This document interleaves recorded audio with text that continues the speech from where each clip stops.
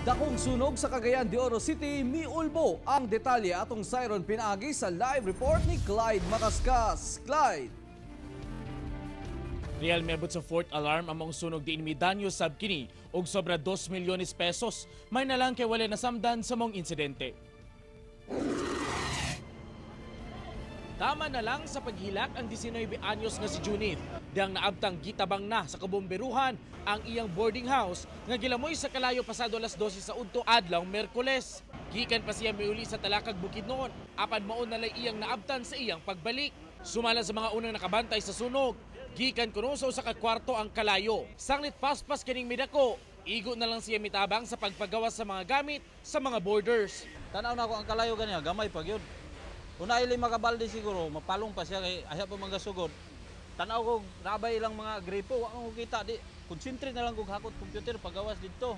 Base sa initial nga assessment sa BFP, usa ka ladies dormitory, duha ka computer shop, ug usa ka karinderya ang naugdaw.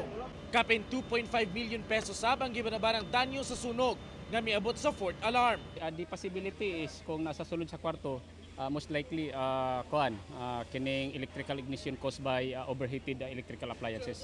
Sumala sa BFP sa taon nila ang permit sa maong building. Kung nakapasar ba kini sa ilang inspeksyon o kung nasubay ba sa maong mga establishmento ang ilang daang mga rekomendasyon sa mga milabay nga inspeksyon. Pasado 1:30 na sa hapon na kontrol ang sunog. Kapahimangno sa kabomberuhan nga i-double check gayod ang mga nakasaksak nga appliances. Usa mo biya sa balay nga posible kining mamahimong hinungdan sa sunog. Real? Okay, daghang salamat, Clyde Macascas.